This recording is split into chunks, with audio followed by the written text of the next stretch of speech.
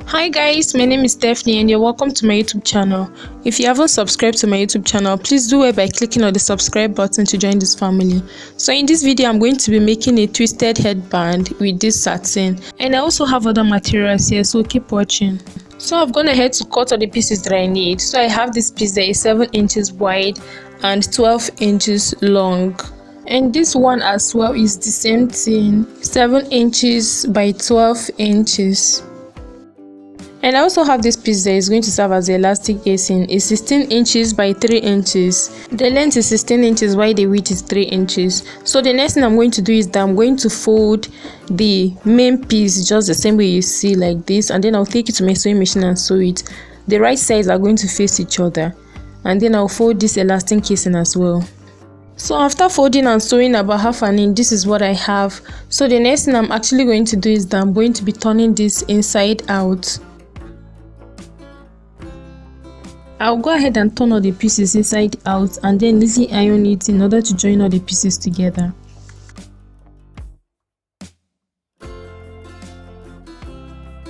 So for this elastic casing piece, I cannot flip it with my hand, so I'm using my safety pin to flip it to the right side. After flipping, this is what I have. I will just iron it with the stitched part in the middle, iron all the 3 pieces.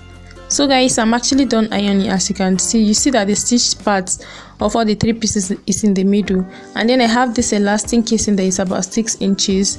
So what I'm going to do is that I'm going to use my safety pin to hold it and then feed it inside the elastic casing, just the same way you see in this video. So before I continue feeding it in, I will make sure to hold the end of it. I'll take it to my sewing machine and hold it so that it doesn't escape, and then I will still continue taking it to reach to the other side. And when I'm actually done taking it out as well, I'll also take it to my sewing machine and hold it so that it doesn't escape inside. So I'm actually done sewing the 2 ends, as you can see. So the next thing I'm going to do is that I'm going to be working on the main pieces. I'll be placing from the stitched parts facing each other in the middle. I'll just cross it over just the same way you see in this video, with the stitched parts facing each other just the same way you see in this video. So I'll hold one of the main fabric with the stitched parts also facing each other, and then I'll pick my chalk and then mark the midpoint of it to know where exactly I'll be placing the elastic casing. So I will place it like that and pick my elastic casing also with the right side, with the smooth side facing the smooth side of the main fabric.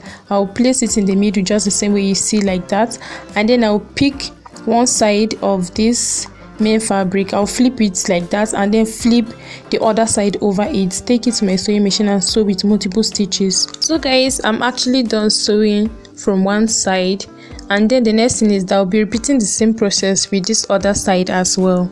So I'll neatly arrange this other part as well, still with the stitched parts facing each other, and then I'll place it just the same way you see, mark it with my chalk, and also pick one side of the elastic casing and then place it in the middle just the same way you see in the video, and then I'll also flip the other side to cover it, and also flip the other side as well, take it to my sewing machine to sew it with multiple stitches so that it doesn't lose. I'll flip it like that and then flip it to the other side.